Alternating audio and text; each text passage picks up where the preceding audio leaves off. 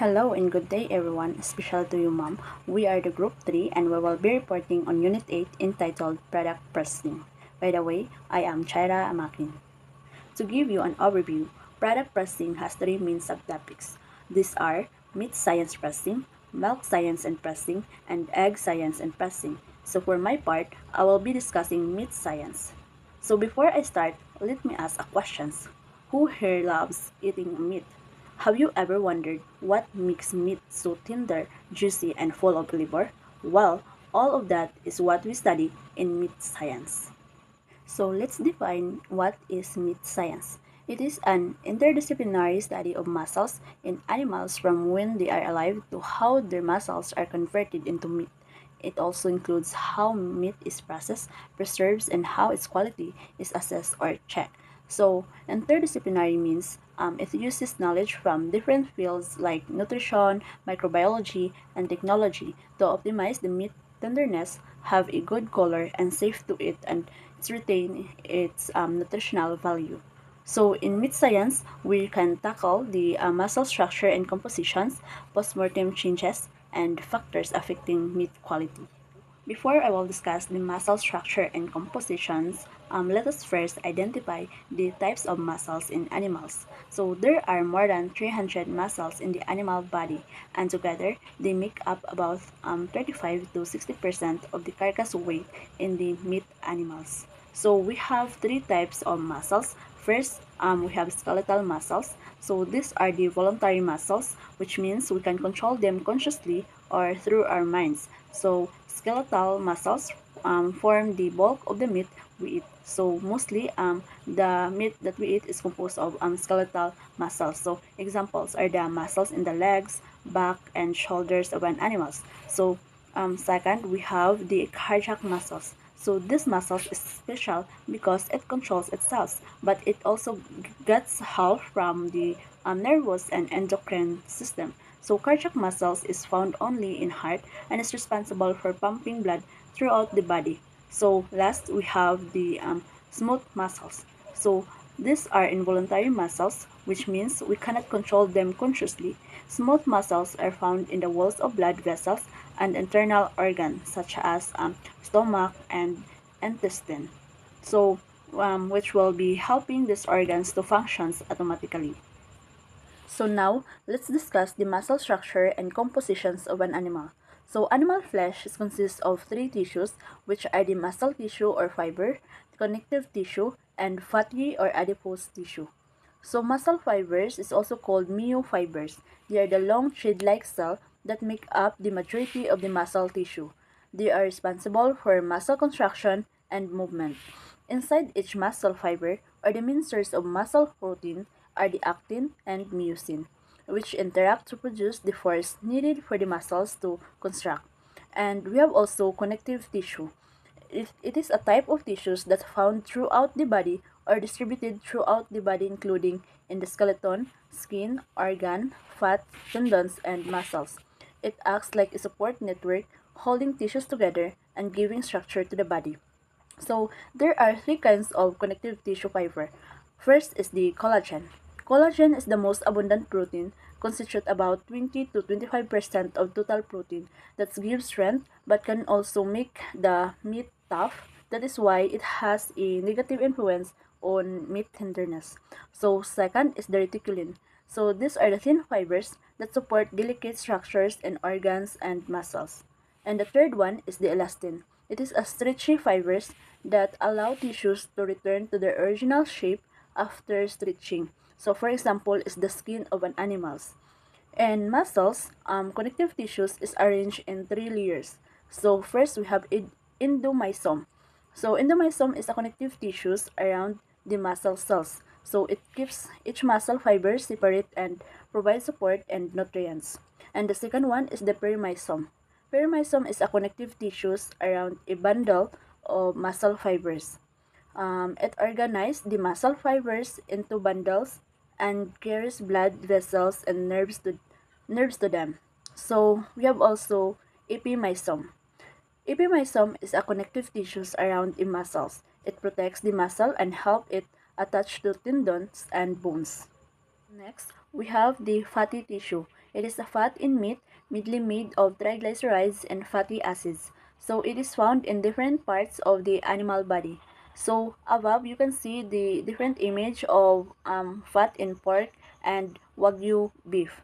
So we have intramuscular fat or the marbling. It is a fat inside the muscles that you can see as a tiny streak. So kung sa stick pa, mo na siya to ang ganahan or favorite kayo nga kaunon. So we have also the intermuscular fat or seam fat. It is a fat between muscles. So kanang tunga-tunga between sa intramuscular, kanang gagmay nga mga tambok. So we have also subcutaneous fat or the back fat. That is the fat under the skin. So panit, then back fat dayon or subcutaneous fat. And then why it is important. So nganong importante ang mga fats? So fats makes meat flavorful and juicy and tender. So ang fat ang rason kung anong lami kay kanon ang karne. So the firmness and type of fats also depend or nakadepende siya on the connective tissue content. So fatty tissue can be graded or classified as firm fat and soft fat. So firm fat is found in a back fat, shoulder, and brisket. And then the soft fat is found in leaf fat or perirenal fat around the kidneys. So now, let's have the muscle composition. So muscle tissue is mostly made up of water, about 70 to 75%.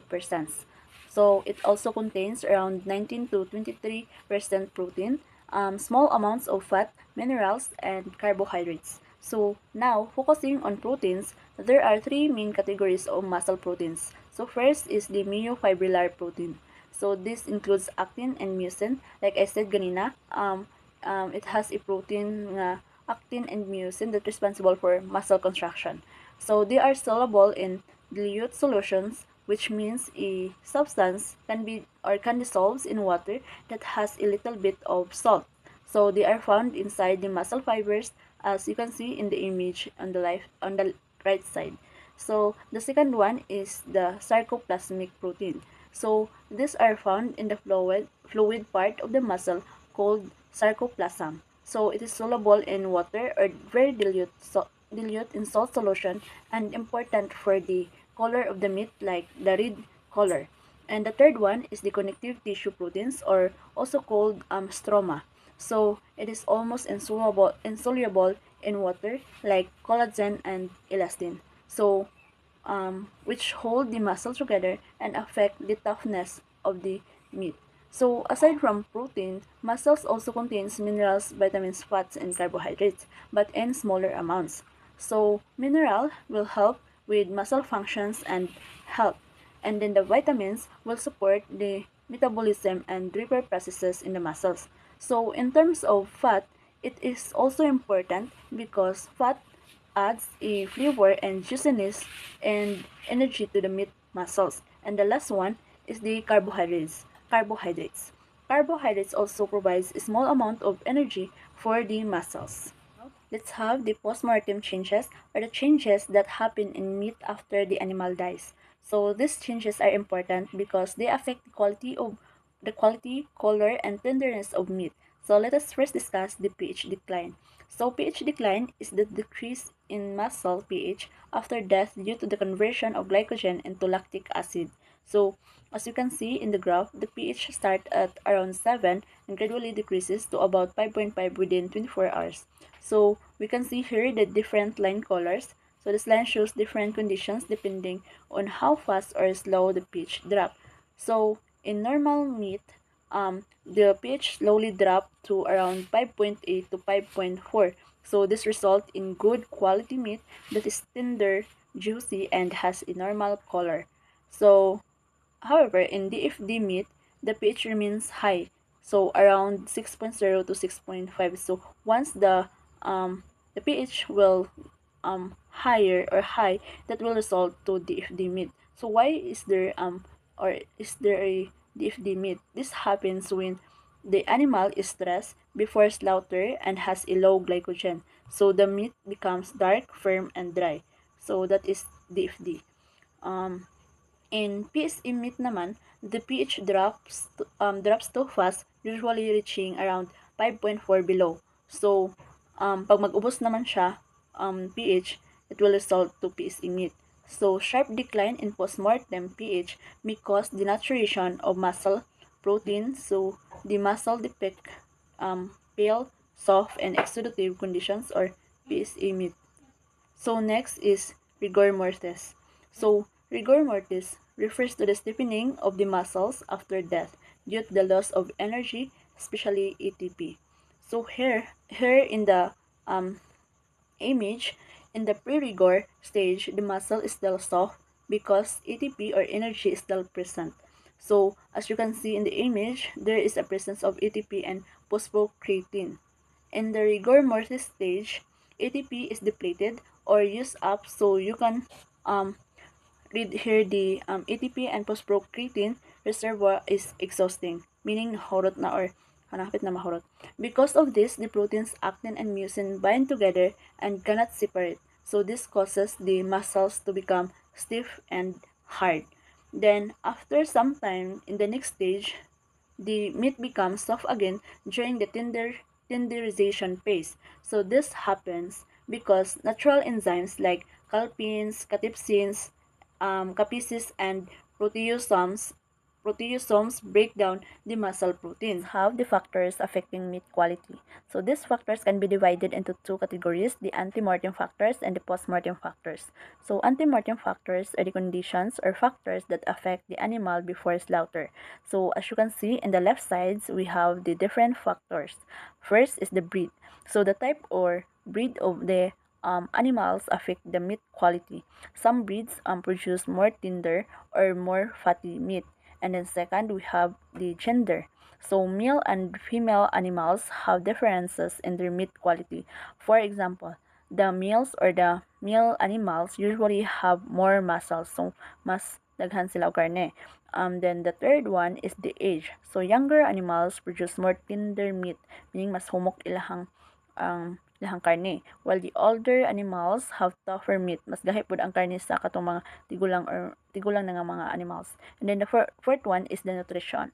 The food that the animals eat also affect their growth, fat contents, and overall quality of meat. And then the fifth one is the condition before slaughter.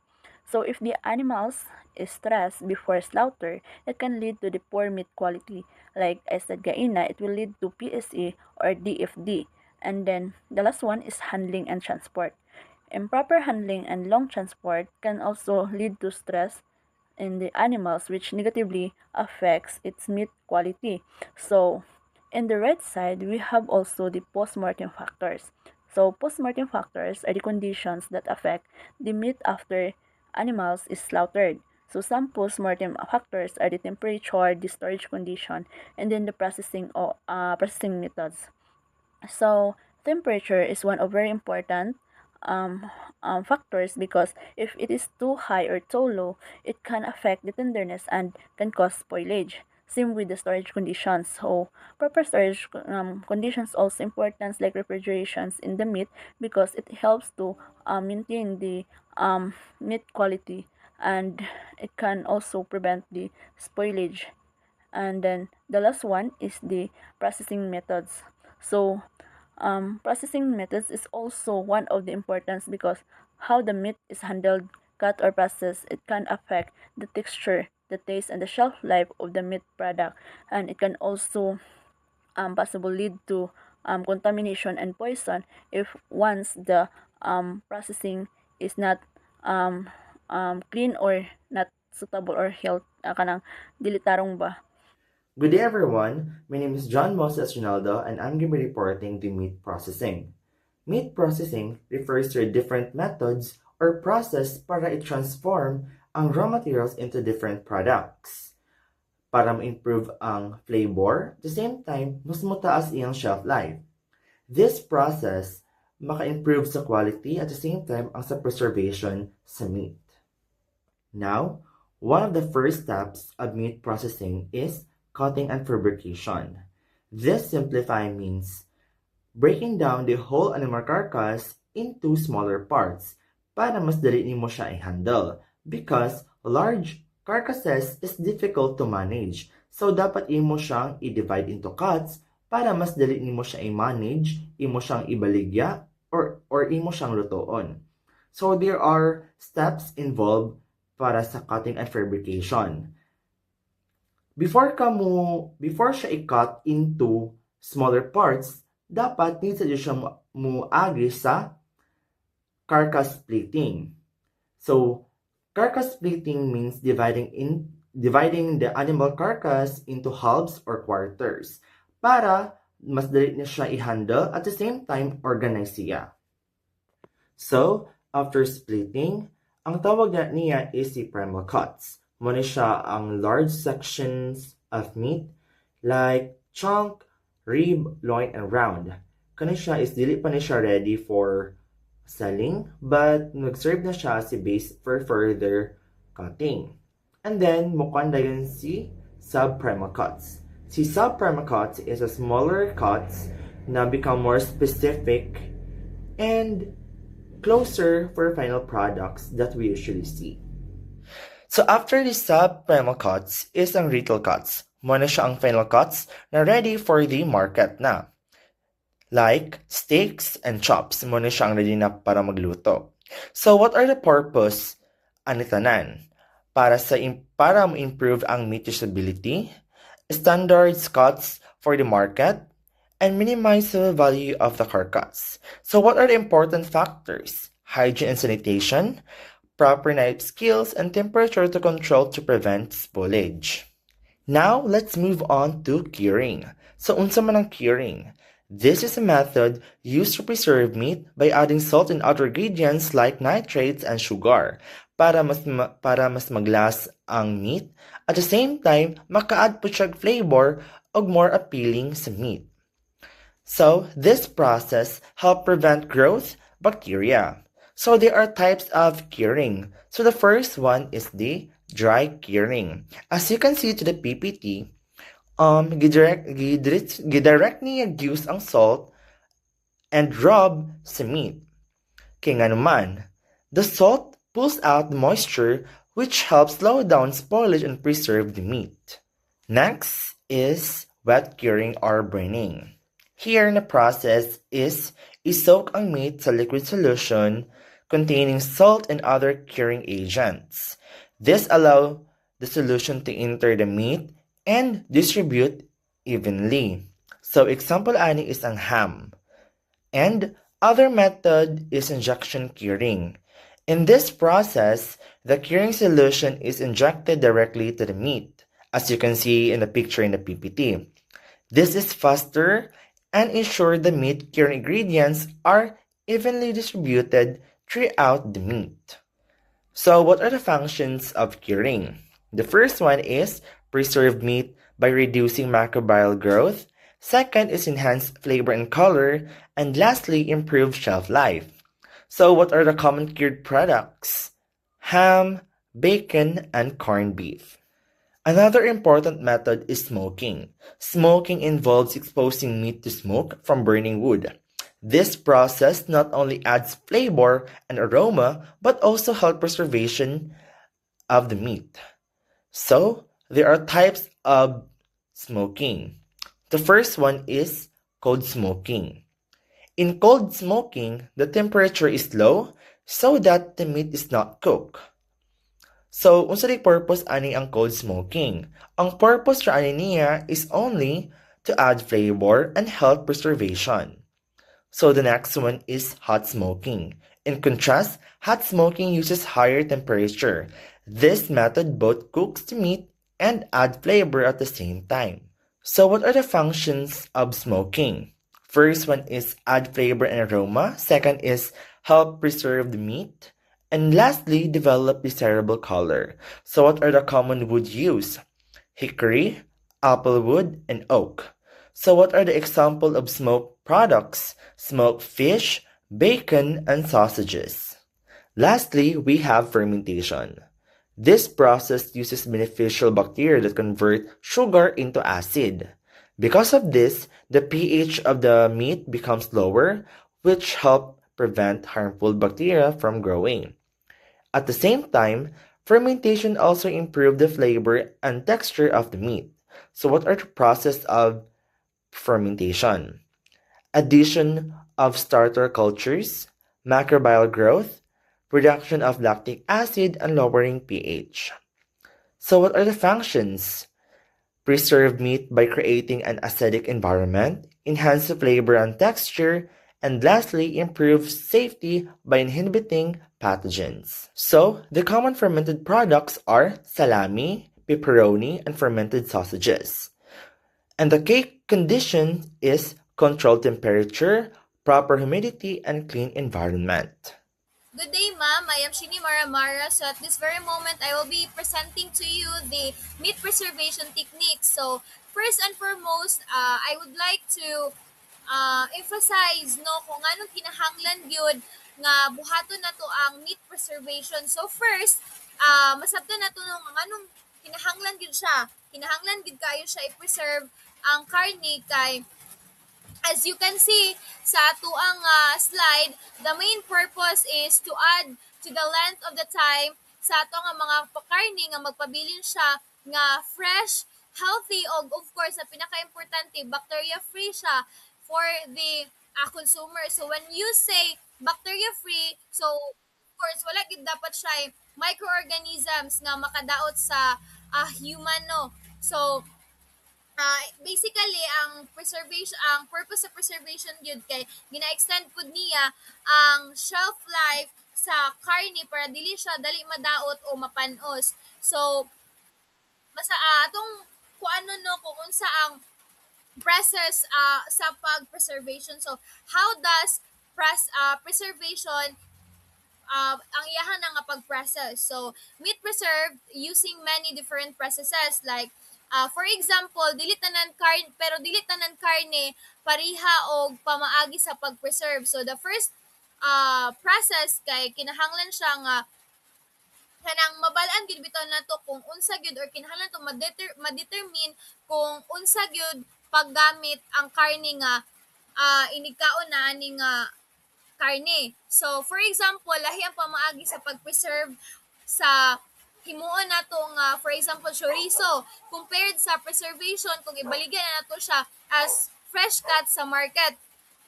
So the bottom line of meat preservation is kanang kinahanglan na gyud siya nga to save the consumers from foodborne diseases. So kinahanglan gyud no nga likayan nato bisan unsa pa man na siya nga pamaagi sa preservation, kuan ba siya salting, smoking, freezing or canning, ato ra gyud dapat nga i-think bitaw kung mag-preserve ta is the healthy of the market or ang ato nga mga consumers. So, di kaya na to nga mga naabi tayo naay magsakit o food poison tungod sa kanang kahugaw bitaw sa processed meat or kung ang karne is karaan na. So preservation is not just about making meat last longer. It's also about the safety and quality control sa tuang nga meat.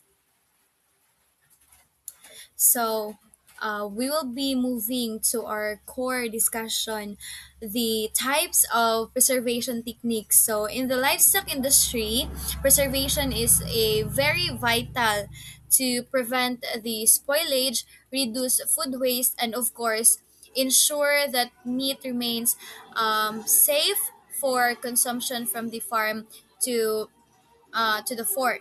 So basically, it's just the from farm to human consumption. Mura siya kinana. I mean, inana gid siya. So there are five primary methods we typically utilize: the freezing, the chilling, the drying, canning, and lastly, the use of preservatives. So each of these methods, of course, plays a unique role in the modern livestock industry, allowing us to manage and supply chains efficiently while prioritizing the safety of our consumers. So now we will be going to the first type of preservation techniques, which is the freezing.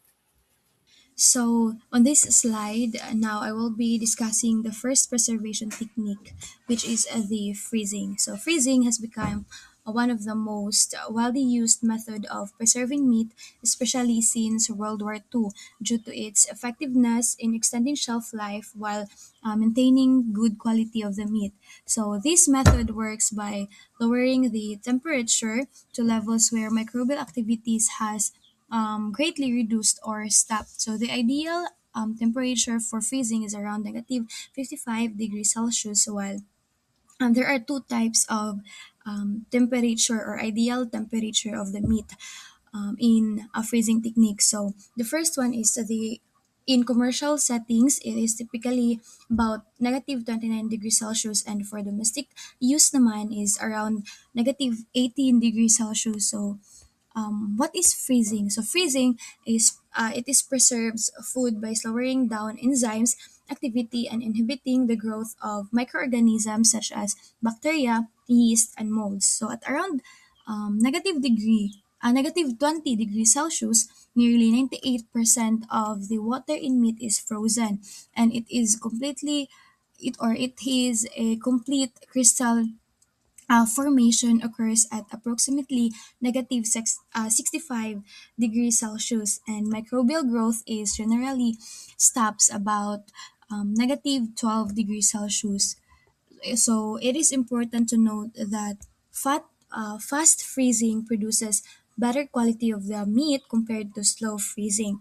So this is because a rapid freezing forms smaller ice crystals which cause less damage to the cell structure of the meat. However, there are some disadvantage during slow freezing. So large ice crystals on uh, can form, and it can damage the cell and leading to protein denaturation. As a result, that the texture might be or will be changed after thawing. So in terms of storage duration, frozen meat can last for different periods depending on the type. So, for example, beef, it can last up to 12 months, while pork, 6 months, and then the poultry, 3 to 6 months, and lastly the lamb, it can last between 6 to 9 months. So freezing is a highly effective preservation method, and but proper temperature control and freezing are essential to maintain the meat or the quality of the meat. So the second one, we will be dwelling to chilling meat preservation. So chilling meat preservation is an essential step in meat preservation that involves reducing the temperature of the carcass immediately after slaughter. It is important to lower the temperature to around 4 degrees Celsius within 4 hours after evisceration. This rapid cooling helps to slow down bacterial growth and maintain the meat quality. So there are two types of chilling preservation techniques. So the first one is the immersion chilling. So chilling is where the product is placed in chilled water at temperature between 0 to 4 degrees Celsius. This method allows for rapid cooling because water transfers heat efficiently. So the second one naman is the air chilling, where carcass are exposed to cold air in a controlled environment. Sometimes, water mist is also used to assist the cooling process. Air chilling is generally considered safer, or mo na siya ang mostly nga ginahimo if gamiton ang chilling preservation, because it is considered as a safer than water chilling in terms of microbial contamination, as it reduce the risk of cross contamination between carcasses. So another advantage of chilling is that it helps to prevent protein denaturation, which is important for maintaining the texture of the meat.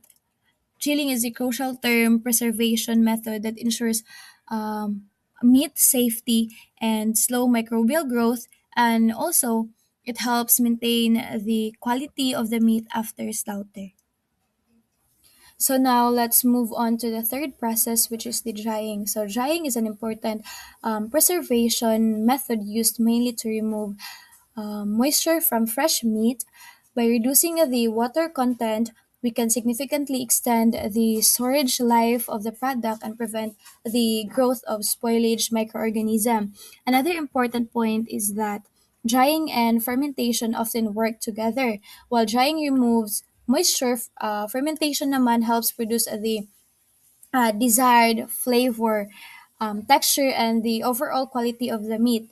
So these two processes complement each other to produce a more stable and, of course, tasty final meat or final product. There are different types of drying method used in meat processing rather. So the first method is the sun drying, which is the traditional method or muna siya usually ginagamit.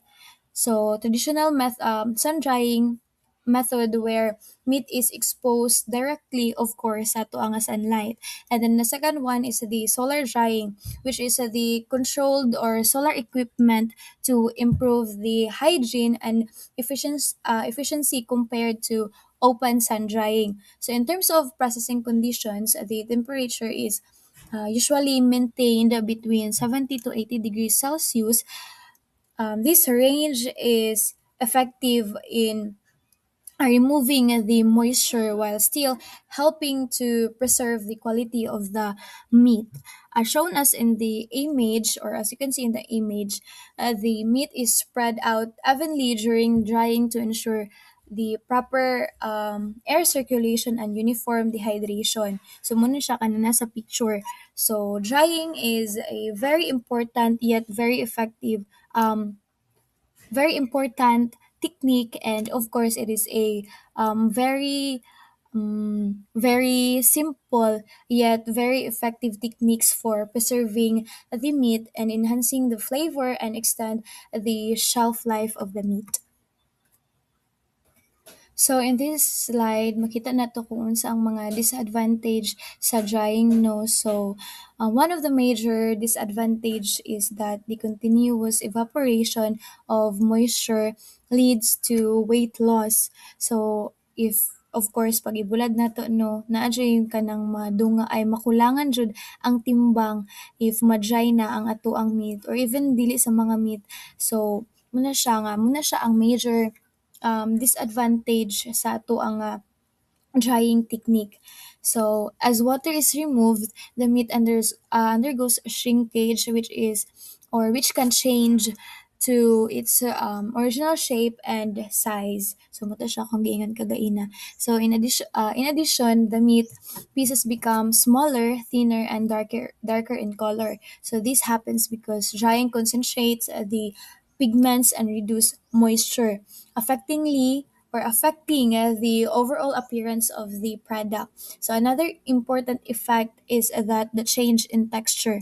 So mamangid na usually ang ato ang ginapangita if mapalit ta og meat, di ba, ang texture. So fresh meat is usually soft, but after drying, it can become firmer and sometimes even harder than sa ato ang fresh meat. So depending on how much the moisture is removed, so there na to makita kung unsa ang iyahang texture sa to ang meat. So while drying is effective preservation, it can also affect the physical quality of the meat, including its size, color, and textures, and makompare gud nimo unsa ang differences between the fresh meat and the drying. No, the fresh meat and the dry meat. So the fourth one is canning. So canning is a vital food processing techniques that uses heat to preserve food and extend its shelf life, and it is essential because canning is always involves sealing food in jars and applying high temperature to destroy microorganisms such as bacteria, yeast, and molds that would otherwise cause the food to spoil. So, in the world full of science, we generally use two methods, which is the water bath canning for high acid foods and pressure canning for low acid foods like the meat shown in this picture. So when we process meat, we must use a pressure canner because it is generates steam that reaches intense temperature of 240 degrees Fahrenheit. This high heat is the only way to ensure that dangerous heat resistant spores are completely eliminate to para nga mahimo nga ang food is safe for long term storage. So during this canning process, sometimes no, it is very fascinating happens inside the jar because as the heat rises, air is forced to go out, and then as the jar begins to cool, the internal contents rather contract, so creating a powerful vacuum. So this vacuum pulls the lid down tight, forming an airtight seal that prevents any new contaminants from entering. So makaprevent siya sa pag-enter sa mga bag-o nga mga contaminants, no. So these combinations of heat sterilization and a vacuum seal is what allows us to keep these products shelf stable and safe for consumption use. So the primary goal of canning is for commercial sterilization, while some harmless microbes might survive, but all pathogenic, when we say pathogenic, muna siyang mga disease causing ang mga microorganism, and spoilage causing rather organisms that mamatay gud na sila sa sa canning preservation tungod sa kainit. So, moving on to my last topic to discuss, or last preservation techniques to discuss, which is the use of preservatives. So, in meat preservation, preservatives are absolutely essential, or it is very essential, good no, not just for extending the shelf life sa ang mga meat, but for ensuring sa mga consumers nga safe ang mga meat nga ilahang ginapalit. So they work by doing two main things: inhibiting the growth of harmful microorganisms and slowing down the chemical and enzymatic reaction that can cause to the meat to turn rancid or lose its quality. So let's look at the common ingredients we use in meat processing. So the first one we have the salt, which is perhaps the oldest preservative. It enhances the flavor while inhibiting microorganism through dehydration. And then the sugar, it acts both a stabilizer and a preservatives, improving the texture of the meat and balancing the harness of the salt.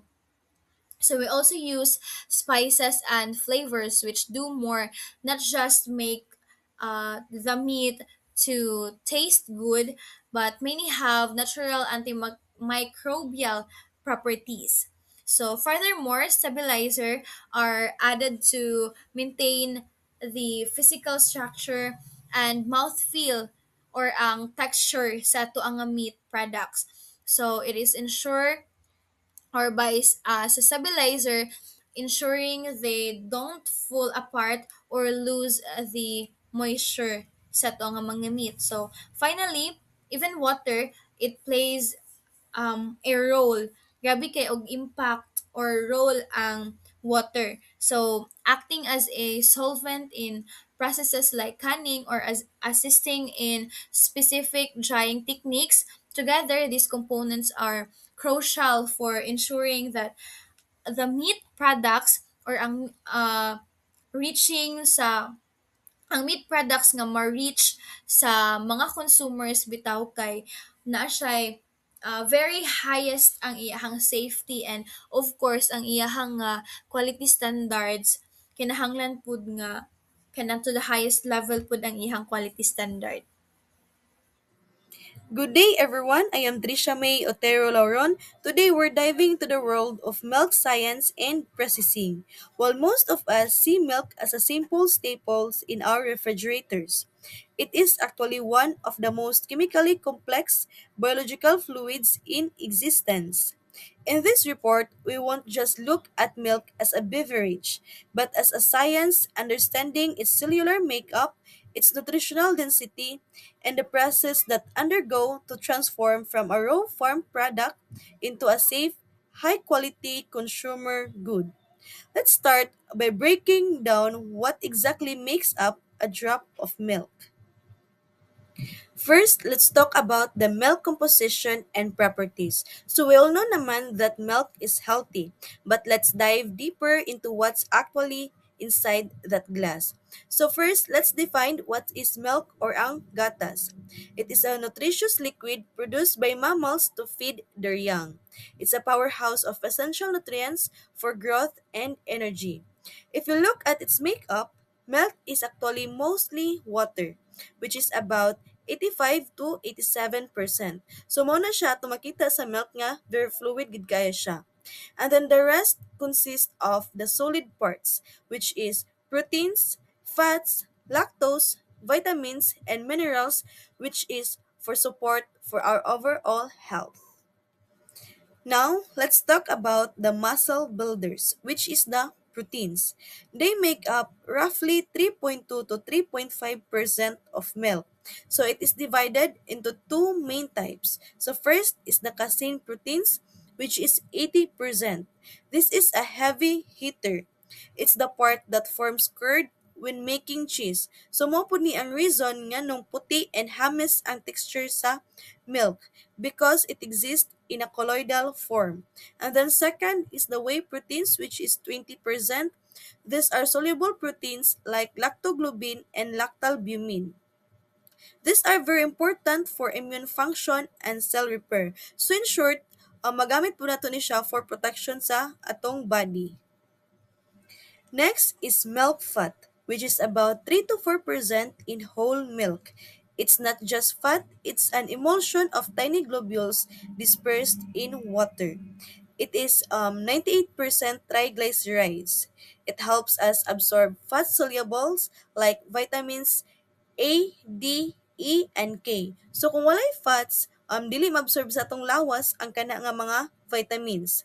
And then this is what gives milk its creamy flavor and mouthfeel. So mao po ni siya ang hinungdan nga nung lami and mahimo siya nga creamy ang atong milk. And then note that fat content changes depending on the animal's breed and diet. And then let's talk about the sweetness, which is the lactose. This is the main carbohydrate or sugar in milk, making up about 4 to 5%. So what is lactose man di ay? It's a disaccharide made up of glucose and galactose.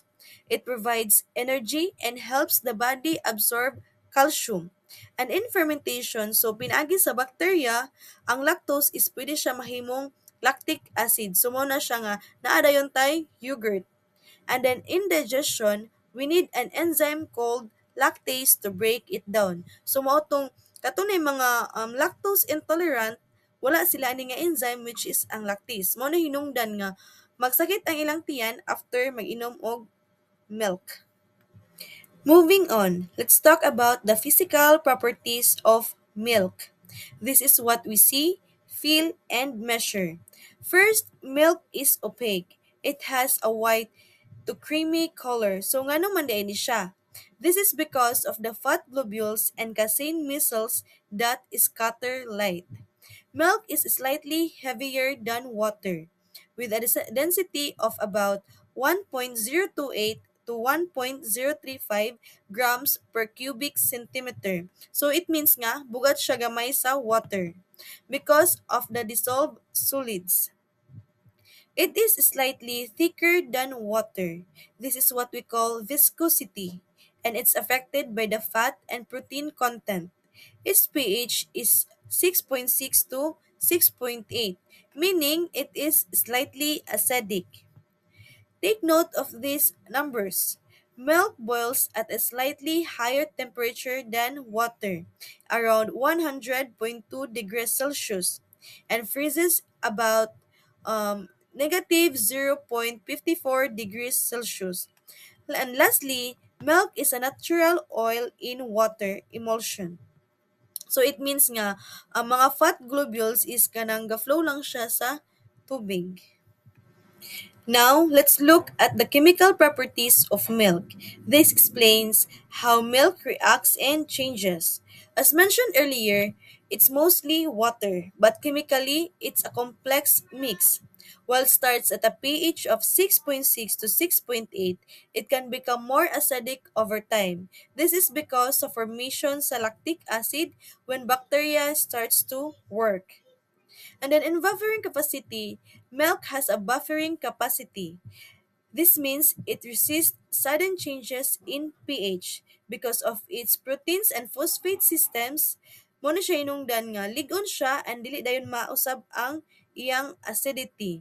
So in chemical reaction, when it comes to fermentation, this is the process where lactose turns into lactic acid, essential for making yogurt. If you heat milk, you'll notice it browns. Mao na ang ginatawag nga Maillard reaction, a reaction between lactose and proteins. And then finally, the milk contains natural enzymes like lipase and protease. So kini sila is maka-affect siya sa flavor and shelf life sa milk. If this enzyme are too active, the milk might spoil faster or taste different. Good day, everyone. I am Mary Giles C. Aranchado, and now I'll be discussing about milk processing. Well, let's define first what is milk processing. So, milk processing is the series of steps na ginagamit para ang raw milk mahimo siyang safe and pwede siya i-consume sa human. It is important kay ma-remove niya mga harmful bacteria. It can improve the quality of the milk, and it can also extend its shelf life. So there are three key processes. The first one is the pasteurization. The next one is the homogenization, and the last one is the standardization. And now let's proceed to the first main process, the pasteurization. During the process is ginahit ang katong milk para mamatay ang katong mga harmful bacteria while maintaining its quality. So its purpose is to kill harmful bacteria, syempre to make milk safe to drink, and also to extend its shelf life. So naay tulo ka methods ang pasteurization. The first one is the HTST, or high temperature short time. Dari ginahit ang milk into 72 degrees Celsius for 15 seconds. The next one is the LTLT, or low temperature long time. Dari na pod ginahit ang milk into 63 degrees Celsius for 30 minutes. And then the last one is the UHT, or the ultra high temperature. Ginahit ang milk dari into 135 to 150 degrees Celsius for 2 to 5 seconds only. So the most common heat processing method is the HTST, or high temperature short time, because it is fast, effective in large scale processing or any commercial dairy production, and it also preserves milk quality. The next one is the homogenization. So homogenization is a mechanical process na gina-break down ng large fat globules sa milk into smaller uniform sizes to prevent separation. Separation is kanang makabantay mo sa raw milk nga naay magtibugol, and then mo pa ibabaw siya sa milk. Mao na siya ang ginatawag na large fat globules. Large, it's because ang uban na nga sizes is nasa large. Remember na ang milk is made up of water, sugar, and fat. The fat in the milk mo to siya ginatawag na fat globules and dili to siya ma-dissolve. So if dili siya moagi sa process na homogenization, those fat particle or globules mopaibabaw siya and mo form og cream. By the way, ang cream is mao to siya ang fat-rich part sa milk. So if mapaibabaw ng cream, makadaot siya sa appearance or sa quality sa milk. And karon mo-proceed ta sa pinaka-last na process which is ang standardization. So standardization is the process na gina-adjust ang fat sa milk para ma-meet nila ang specific standard. So for you to better understand, dili tanang milk is the same ang amount sa fat. Nayuban milk nga daghan kay fat and nayuban milk nga gamay ra kayo fat. So standardization is done para ma-control and ma-fix ang level sa fat nga nasa milk depending on what type of milk we want. So why it is important ka na standardization? Syempre, to make sure the quality is always the same and also to produce different kinds of milk. So there are three types of milk based on fat. The first one is the whole milk, which contains high fat nga na ay 3.25 to 3.5%. Whole milk is the milk that contains its natural fat content. The second one is the low-fat milk that contains medium fat. So, contains siya og 1 to 2%. So, ang low-fat milk is a milk where some of the fat has been removed. And then the last one is the skim milk na contain of very low fat na nasa less than 0.5%. Ang skim milk is a milk where most of the fat has been removed. So these are the steps sa process na standardization. The first one is imo i-check ang milk. So measure nimo ang amount sa fat nga naa atong milk. The next one is you need to decide what type of milk, if whole fat milk or low fat milk or skim milk. The third one is you need to adjust the fat. If gusto ka nga mas more ang fat, then mag-add ka og cream. But if you need na less ang fat, you remove cream or mag-add ka og skim milk. And then the last one is you need to mix well. So make sure na everything is kanang na-combine siya evenly. To summarize milk processing makes raw milk safe, high quality, and ready to drink. Na three ka process sa milk processing, the pasteurization na ginahit ang milk para mamatay ang harmful bacteria. The next one is the homogenization na gina-breaks ang fat into tiny particles para ma-prevent ang cream separation. And then the last one is the standardization na gina-adjust ang fat content to make whole, low-fat, or skim milk. So as a result, the milk is safe, smooth, and uniform, and also consistent. Good morning, everyone. I am Sandy S. Clavicilias, and this time I'll be going to report my assigned topic, the milk preservation. So, kabalo na ta nga, ang milk is one of the most nutritious and widely consumed foods across the world. However, it is also perishable. Making preservation is essential to ensure its safety, quality, and availability. So, unsa dining milk preservation? It refers to the techniques used to extend shelf life while maintaining nutritional value, flavor, and overall sensory qualities. So, importante kayo ning methods dili lang kay sa household consumption but also in large-scale distribution where freshness and safety must be guaranteed. In this discussion, we will explore the importance of milk preservation and later examine the three methods that have been developed to achieve it. First is the refrigeration. So, it is the process of cooling the milk for about 4 degrees Celsius or below. And ginapaslow down niya ang microbial growth and enzymatic activity. But take note that dili niya mapatay ang mga microorganisms. Instead, it delays the spoilage and keeps milk fresh for several days. Ang purpose day aning refrigeration is para ma-maintain niya ang flavor sa milk and of course para ma-extend ang shelf life and to ensure the safety during the storage and transport. So, in refrigeration, napoday siya different nga pamaagi sa paggamit. Una sa household refrigeration, where gina-store ang milk for approximately 4 degrees Celsius. And sa industrial bulk cooling tank pod is gina-chill ang milk immediately after milking para ma-prevent niya ang rapid bacterial growth. It's because ang fresh milk manggod is perfect medium for microbial growth.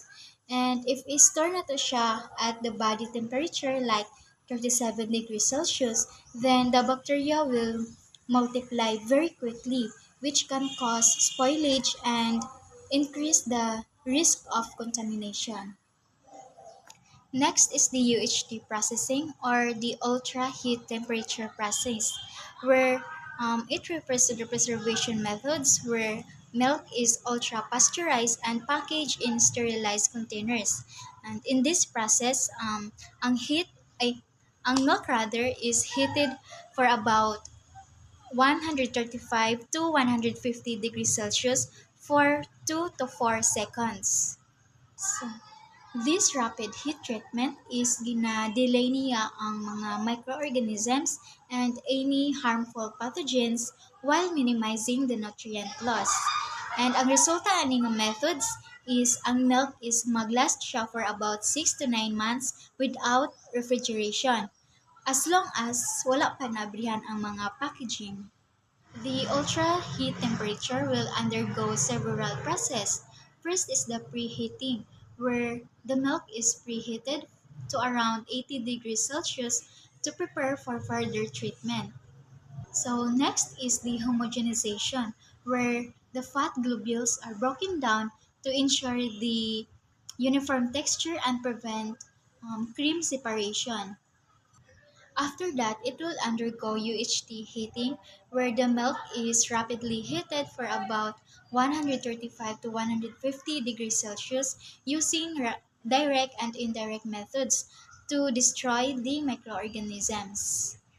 For your information, ang direct methods DI is where the milk is sprayed directly into the steam. On the other hand, ang direct methods pod is where the milk is passes through heat exchangers, just like plates or tubes where it is heated by the steam or hot water through metal surface. Next is the rapid cooling, where it immediately cooled for about 20 degrees Celsius to preserve the quality and extend the shelf life. And after that, the aseptic packaging, where the milk is sealed in sterile containers such as Tetra packs and bottles to avoid the contamination. And lastly, the transport and distribution, where the milk is held under controlled conditions to for safety and safe handling and transport. And in continuation, to be discussed by Mr. Oreta.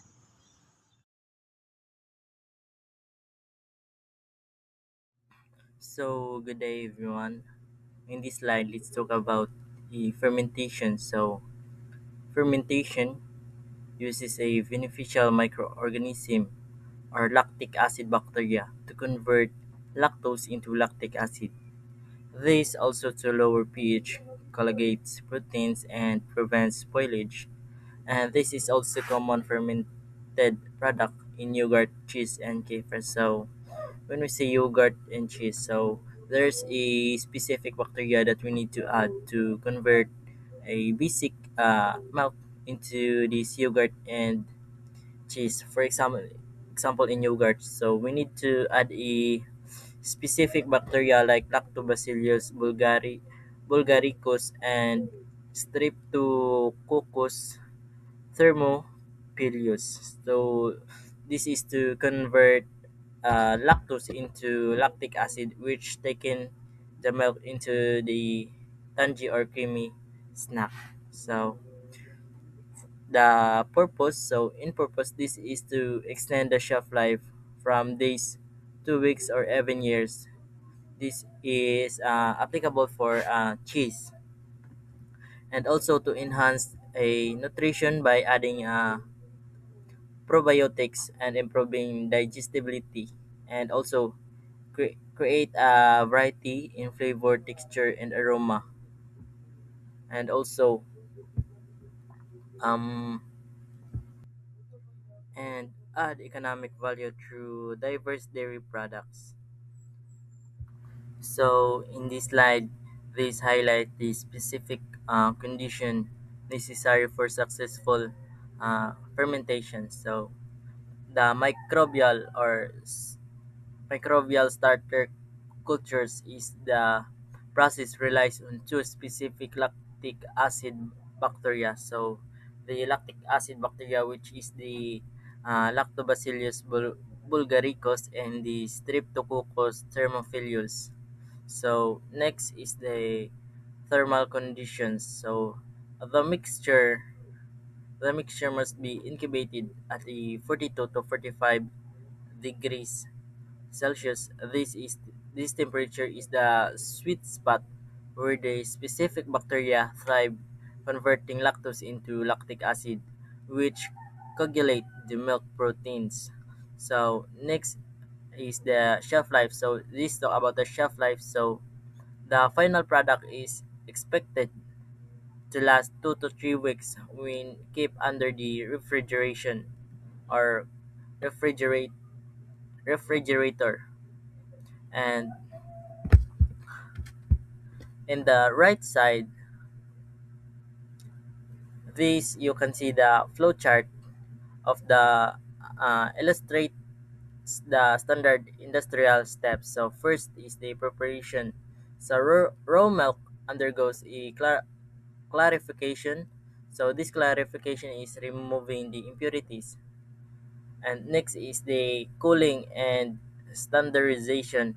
This is to adjusting fat or the protein content. So and also the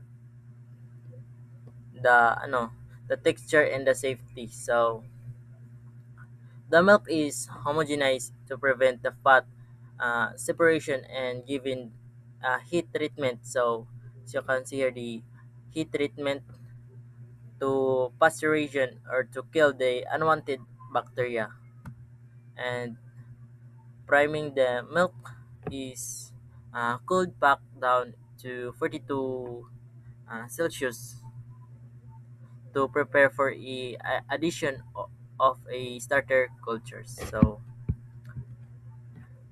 here we can see also the two main production methods of the yogurt. So the process splits at the end depending on the desired types of yogurt. So the methods is uh, thunk fermented and in cup fermented. So the the thunk fermented is we can process the or we can call it the tired yogurt, and the in cup fermented we can call it the set yogurt. So in this slide, let's talk about the classification by fermentation and aging of cheese. So this slide is categorized by cheese based on how long it is aged and which directly impact its texture and also its shelf life. So first, let's talk about the soft cheese. So these have a high moisture content, have a very short maturation period. This is typically a 1 to 2 weeks only fermented. These is examples include the brie, and the mozzarella cheese. And let's talk about the hard cheese. So The hard cheese undergo a much longer maturation process lasting anywhere from 12 to 24 months. This long fermentation results in a denser texture and sharper flavor. Example of this is the cheddar cheese, Havarti cheese, and Parmigiano and Reggiano cheese.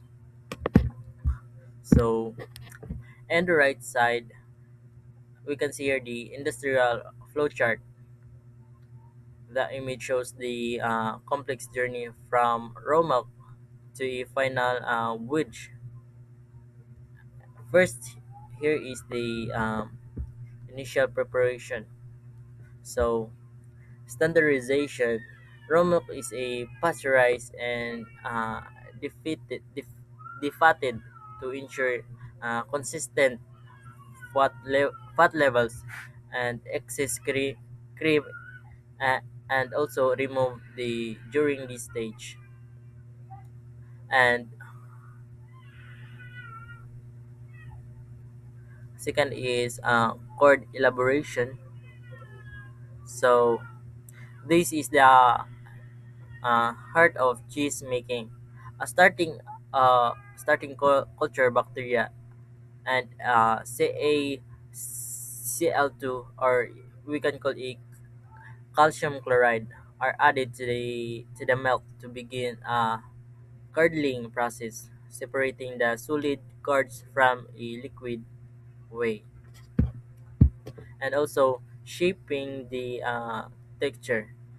The process when they split into a two distinct pathways. So first is the direct molding. So the direct molding used for mini soft or semi-hard cheese, where curds go to straight to a pre-processed molding and a brine bath or salty water chalk.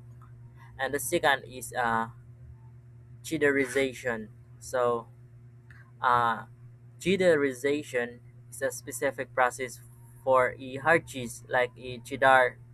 This involves milling, or we can call a cutting the card into a small pieces.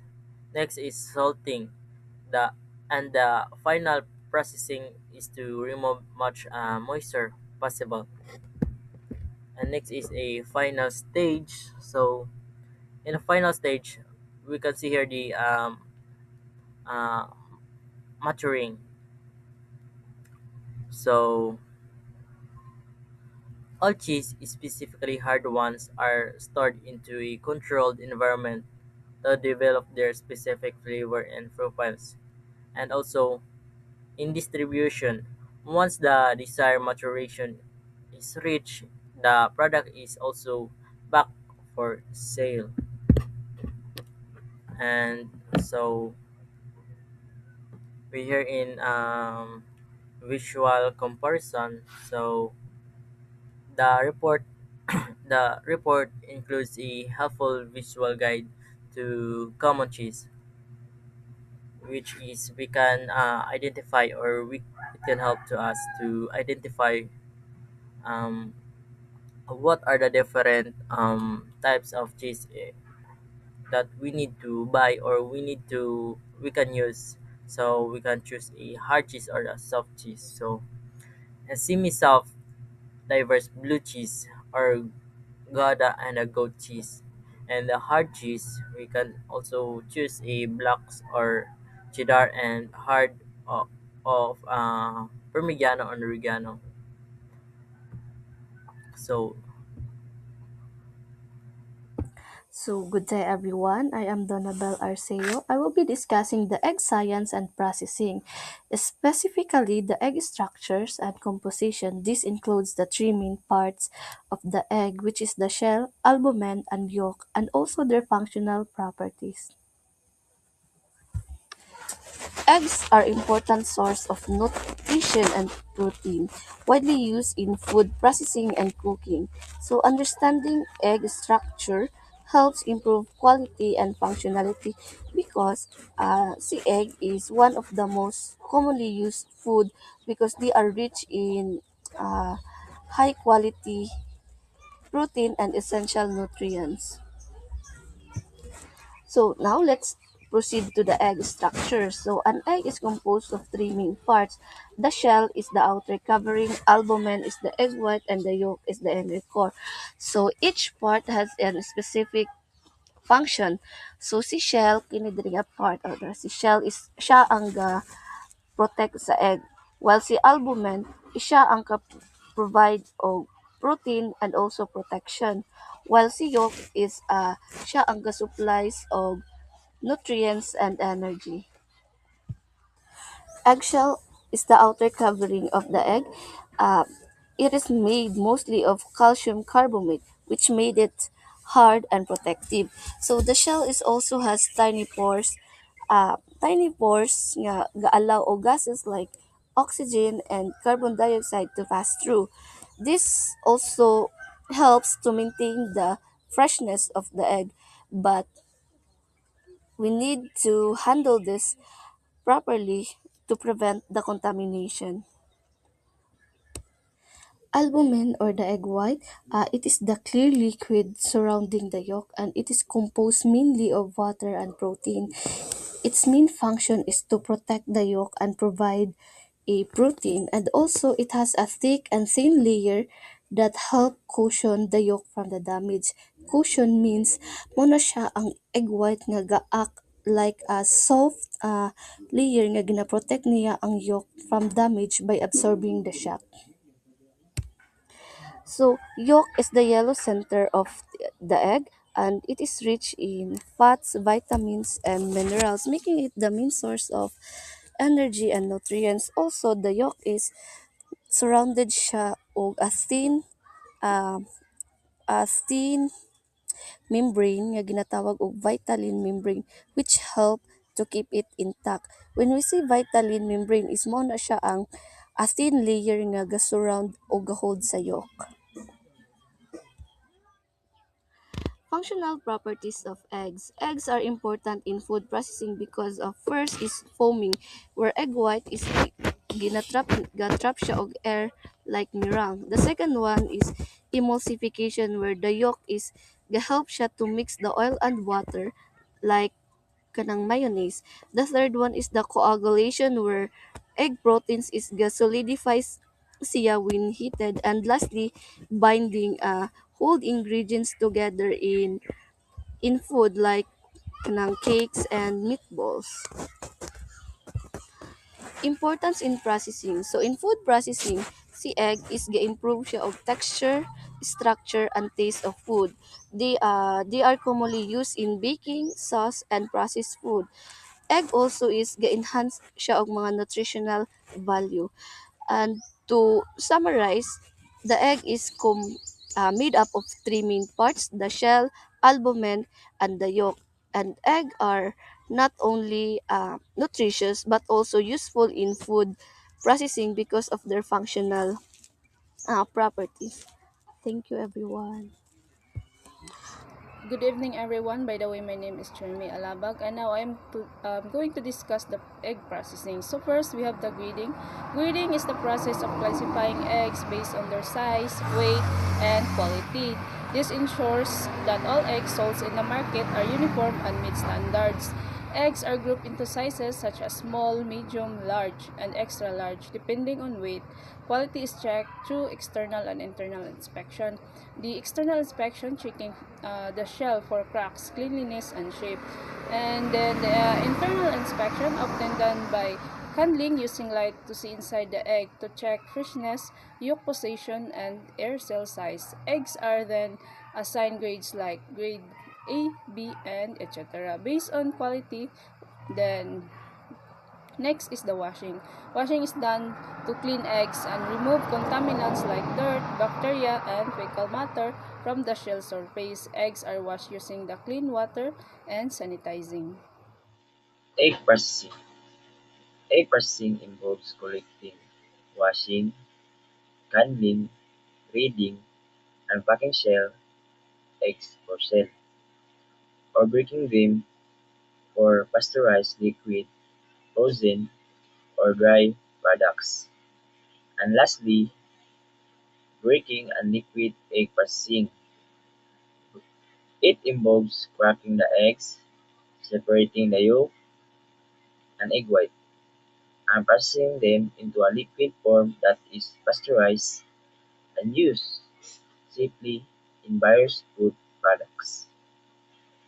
So, eggs are a common and nutritious food that provide protein and essential nutrients. So, however, they can easily spoil if di na to siya matarong og stored. So, because of this, egg preservation is important to keep egg fresh, safe, and usable for a longer period of time. So, egg preservation is the process of taking care of eggs so they don't spoil quickly.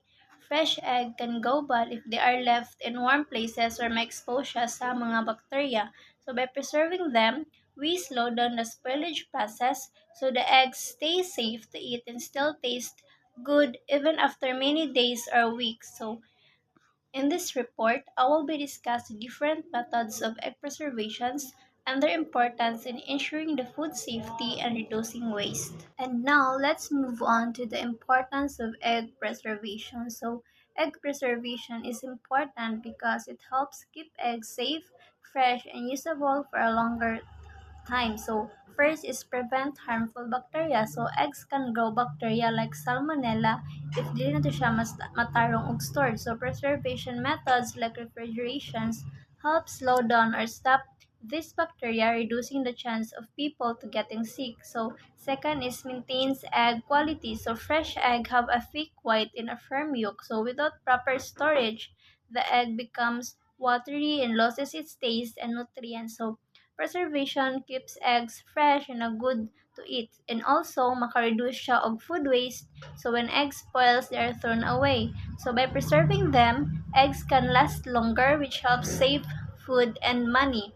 Last is to support storage and transportation. So farmers and sellers need to store and transport eggs. So preservations allow eggs to stay fresh during delivery and storage so they reach consumers in a good condition. So next is the method of egg preservation. Ang first niya is ang refrigeration. So refrigeration is the most common and easiest way nga atong ginahimo to keep our egg fresh at home because cold temperatures makatabang siya nga ma-slow down ang spoilage sa egg. Low temperatures, 0 to 4 degrees Celsius, when eggs are stored in the refrigerator, the cold temperature slows down the growth of the bacteria. This means germs take a longer to multiply so that the eggs stay safe to eat for a longer time. So improper storage of eggs may lead to contaminations with salmonella bacteria, which means can cause illness. So egg has a tiny pores or holes sa iyang eggshell. So through these pores, makasulod ang mga air o uban pa nga bacteria that allow the egg absorbs bad smell from other foods. So by proper storage, maaboy na to na ang any contamination sa egg. At room temperatures, egg can spoil in just a few days. But in the refrigerator, pwede siya magdugay up to 3 to 5 weeks or even longer if ma-handle nato siya properly. The egg cartons help block strong odors since eggs can absorb smells through pores. It helps to prevent moisture loss, keeping eggs from drying out, and avoid cracking by keeping eggs stable and separated. So, tips ni siya para to stored eggs. First is store eggs with the pointed end down to keep the yolk centered. Second is dili na to siya kailangan hugasan ng egg before storage because it removes the natural protective coating that blocks the bacteria. And lastly is hepa na to siya hugasan if ato na siyang lutuon. So the second method of egg preservation is the dehydration. So dehydration is removes moisture from eggs to prevent spoilage. So as what we can see in the picture above, so ingani ang iyahang form pag wala na siya moisture, so mahimo siyang powder. And also eggs are dried into powder form. So as what I've said, mahimo siyang powder form. So it can also be stored for months or even a years if properly sealed. So pwede ninyo nato ni siya ibutang sa garapon na naka-properly sealed, so para ma-avoid pod ang moisture nga mag-enter sa kanang sa itlog nga powder. So It is commonly used in food industries and baking. So kini mas madali na siya nga form kay powder form na siya. Pwede na siya isagol diretso sa kuan pag baking. So mas dali ni siya nga way. And also it is also needs with a proper packaging to avoid moisture absorption. So dapat silyado gyapon siya pag kuan mo pag preserve, so pagtago para dili lang gid makasulod ng moisture. And the third one is the pickling. So pickling is involves preserving eggs in vinegar or the brine solution. So what the base sa kaning picture sa upper right, mo ni siya ang kaning finished product. So kaya siya butangan lang na siya og suka or anything nga brine solution. Murag pinaka-simple siya nga way in preserving an egg. So makita ni sa gyapon ang kani siya nga kuan method sa YouTube. So usually kini nga method is ginaboil ang itlog. So basically murag luto na siya. Ayaw nimo siya ma-preserve. The acidic solution prevents bacterial growth. So kani mga vinegar o brine solution kuan siya nga mag-growth ang bacteria. So and also it can add flavor to the eggs, and it can last for several weeks when refrigerated. So after nimo human ang method sa pagbuhat sa pickling, pwede mo siya i-ref para ma-preserve ang iyang shelf life sa egg. And the factors that affecting the egg preservation, the first one is the temperature. So again, dapat cautious ta sa atong unsa ang temperature or exact temperature na dapat sa ato ang pag-preserve sa itlog. So mostly higher temperature cause faster spoilage. So nga na dira man gud mag-growth ang bacteria or anything microorganism that can leads to kuan makaapekto sa pag-preserve sa egg. So and the second one is the cleanliness. So of course pag limpyo ang ato ang itlog, ma-avoid niya ang contamination. So kana man kung hugaw kang itlog, so di nyo, for example gikan pa sa farm, mostly ginalimpyohan gina siya. So thorough cleaning gamit sila og brush para ma-remove lang itong mga hugaw. And also the humidity. So too much moisture can promote bacterial growth. So isa gyapon ni sa factor no kanang nagi moisture. Pag namagi moisture kuanan makabuhi din ang bacteria. So isa gyapon siya sa factor. Then and last one is the handling. So rough handling can crack eggs or and shorten the shelf life. So of course pag magkuan grabe ka kuan imong kamot, so kuan gina siya mga buak ginang itlog. So dapat natay proper care of handling or proper handling, care lang handle with care lang dapat para dili mga buak ang itlog.